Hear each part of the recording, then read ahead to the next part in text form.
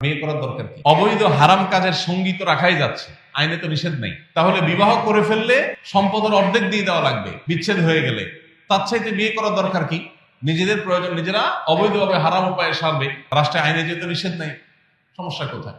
41 নম্বর পৃষ্ঠায় আছে, বিবাহ বিচ্ছেদের ক্ষেত্রে ন্যায়সঙ্গত নিষ্পত্তি নিশ্চিত করার প্রয়োজনে বা করতে বৈবাহিক সম্পত্তির 50-50 ভাগাভাগি কার্যকর করতে হবে। আপনারা অনেকে জানেন, পশ্চিমা পৃথিবীতে এবং পৃথিবীর অনেক দেশে একটা নিয়ম আছে, বিয়ে হওয়ার পর কোন কোন দেশে আছে 3 বছর যদি সংসার টিকে, এরপর যদি তালাক বা বিচ্ছেদ হয়, স্বামীর সম্পদের অর্ধেক বউকে দিয়ে দিতে হবে। আপনারা অনেকে জানেন, পৃথিবীর সবচেয়ে বড় ধনীদের একজন, তিনি কয়েক বিলিয়ন তার বউকে দিয়ে তালাক দিচ্ছেন কিছুদিন আগে। উপার্জন করবে স্বামী, বিচ্ছেদ হয়ে গেলে তার ভাগ অর্ধেক দিয়ে দিতে হবে কাকে? স্ত্রীকে। ভাইরা আমার, পশ্চিমারা এবং তাদের পেছনে থাকা শয়তান মূলত পরিবার ব্যবস্থাপনার সবচেয়ে বড় শত্রু। পরিবার ব্যবস্থাপনা পৃথিবী থেকে তুলে দিতে চায়, এর নানাবিধ কারণ আছে, অনেক দীর্ঘ ব্যাখ্যা আছে, আলোচনা আছে।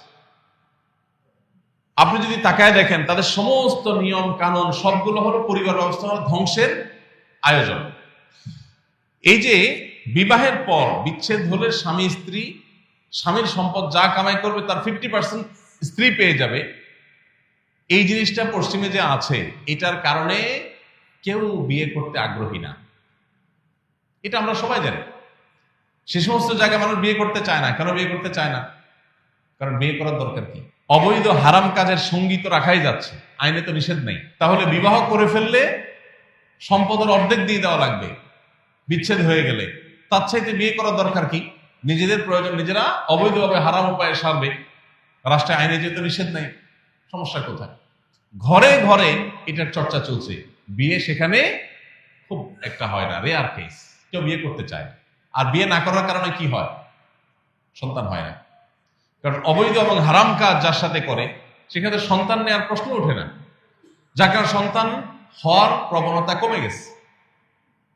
চায়নার মতো দেশ, যখন এক সময় একটার বেশি 2টা সন্তান হলে সরকার অনেকগুলো অর্থদণ্ড চাপিয়ে দিত, বেশি দিন আগের কথা না, সেই চায়না এখন আপনি একটার বেশি 2টা, 2টা বেশি 3টা, 4টা, যত সন্তান জন্ম দিবেন তত সরকার আপনাকে টাকা দিবে।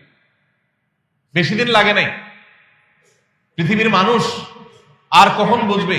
পশ্চিমের প্রত্যেকটা দেশ, এমনকি পূর্বের প্রত্যেকটা উন্নত দেশ, আজ তাদের পর্যাপ্ত মানুষ নেই, দেশ চালাবার মতো, দেশের কাজকাম করার মতো পর্যাপ্ত মানুষ নেই। জার্মানির মতো দেশ হাজার হাজার লাখো সিরিয়ান রিফিউজিদেরকে জায়গা দিয়েছে। কেন জায়গা দিয়েছে?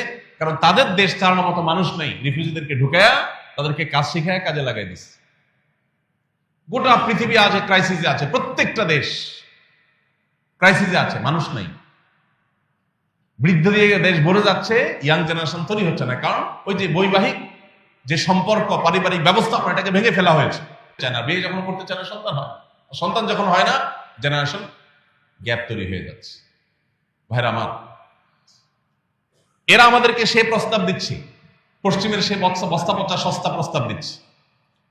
বাংলাদেশে স্বামী স্ত্রীর মধ্যে দাম্পত্য সম্পর্কের মধ্যে দিন দিন ফাটল ধরছে, আমাদের সম্পর্কগুলো দিন দিন খারাপ হয়ে যাচ্ছে, এতে কোনো সন্দেহ নেই। কিন্তু এর পরও আমাদের দেশে নারী পুরুষ স্বামী স্ত্রী হিসাবে তাদের মধ্যে যেই পরিমাণ সম্পর্ক, সৌহার্দ্য, বিশ্বাস, ভালোবাসা এখনো বিদ্যমান, পশ্চিমাদের কাছে সেটা স্বপ্নমান। ওরা কল্পনাও করতে পারে না যে আমাদের এখানে স্বামী স্ত্রী একে অন্যকে কিভাবে ভালোবাসে, কতটা বিশ্বাস করে। এখনো পর্যন্ত কিছু বিচ্ছিন্ন ঘটনা তো আছেই, কিন্তু এখনো পর্যন্ত বেশিরভাগ ফ্যামিলিতে স্বামী স্ত্রী একজন আরেকজনকে ছাড়া বাঁচবে না, এমন একটা অবস্থা। পশ্চিমের লোকেরা এগুলো কল্পনাও করে না। তো সেই বস্তাপচা সস্তা জিনিস তারা এখানে চাপাতে চায়।